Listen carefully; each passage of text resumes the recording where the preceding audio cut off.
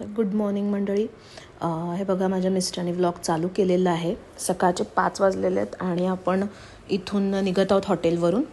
खरं तर म्हणजे हा प्रवास एवढा मोठा आहे आजचा दिवस की मी तुम्हाला आत्ताचा जो एपिसोड आपला होणार आहे हा व्हिडिओचा, यामध्ये पूर्ण मी तुम्हाला रोडवरचा प्रवास दाखवणार आहे. कारण जसं की आपण ठरलं होतं पहिल्या व्हिडिओमध्ये की आम्ही तुम्हाला डिटेल सगळ्या व्हिडिओमधलं जे काही जातानाचं दिवसाच्या काठी आम्हाला एक्सपिरियन्सेस येणार आहेत, काय त्यातलं महत्त्वाचं आहे, प्रामुख्याने काय होतं, हे सगळं आम्ही दाखवणार आहोत. तसं तर आम्ही 5 वाजता सोडण्याचं कारण हे होतं की आम्हाला प्रयागराजला जे पोहोचायचं आहे ते इथून आता राहिलेलं आहे 320 किलोमीटर. म्हणजे जवळजवळ अजून एक 6 ते 7 तास तरी लागतील असं आम्हाला वाटतं आहे. त्यामुळे खूप लवकर प्रवास सुरू केलेला आहे. हे बघा, आम्हाला जाताना एक 6-6:15च्या दरम्यान हे सूर्यदर्शन व्हायला सुरुवात झालेली आहे. उगवत्या सूर्याचं दर्शन मिळणं आणि त्याच्यासोबतीनं प्रवास करणं हे खूप छान असं दृश्य होतं. कारण कसं आहे, हा जो रूट मी तुम्हाला सांगते प्रयागराजचा की विविध गोष्टींनी भरलेला आहे. MP साईडचा रोड आहे, त्यामुळे तुम्हाला पहाडी एरिया खूप इथे बघायला मिळणार आहे. त्याच्यासोबत शेतीवाडी पण इथे भरपूर आहे. सोबत लवकर प्रवास करण्याचं कारण असं होतं की कुंभमेळा असल्यामुळे रोडला खूप गर्दी आम्हाला पुढे लागणार होती आणि भरपूर असा प्रवास होता. त्यामुळे लवकर प्रवास चालू केला होता. जसं की तुम्ही बघताय आत्ता जस्ट एक 6:30ची ही आता वेळ आहे आणि इथून पुढे आता असा हा डोंगरी एरिया सुरू झालेला आहे. दाखवण्याचा उद्देश हेच आहे, जसं मी मगाशी बोलले तसं, की आम्ही हे इथून जे जात होतो तेव्हा आमच्या लक्षात आलं की साईडला वास येतोय, तो आहे कांद्याच्या शेतीचा.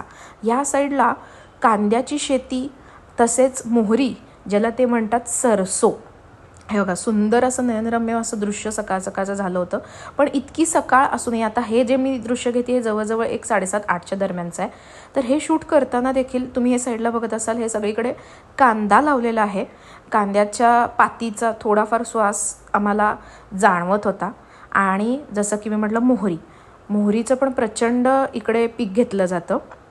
तर अशा पद्धतीनं आम्ही हे सगळं शूट करत निघालो होतो.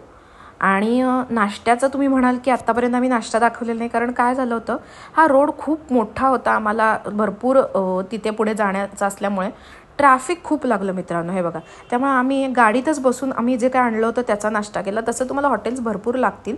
हा खरं तर पहिला पार्ट आहे 3ऱ्या दिवसाचा, कारण 3रा दिवस आमचा खूप मोठा असणार आहे. मी जसं तुम्हाला बोलले की मी एक गोष्ट तुम्हाला आज दाखवली की आजचा जो एपिसोड आहे हा रोडवर जास्त आमचा कव्हर झाला, कारण खूप ट्रॅफिक लागलं होतं. त्यामुळे आम्ही घरातला जो आणला होता नाश्ता, जे ठेपले वगैरे, ते इथे खाल्ले.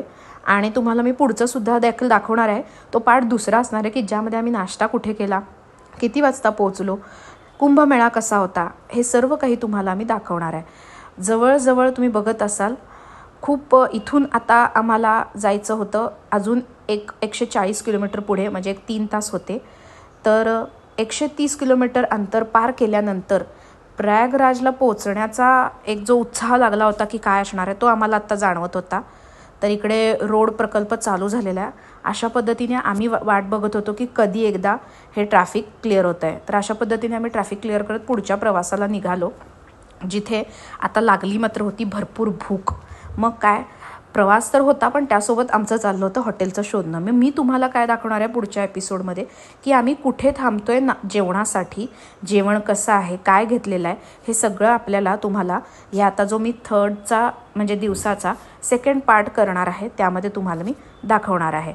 पण लवकरच आपण इथून एक मोगंज म्हणून नावाचं गाव आहे, तिकडे कसं जाणार आहे ते मी दाखवते. बघत राहा आपल्या चॅनेलला.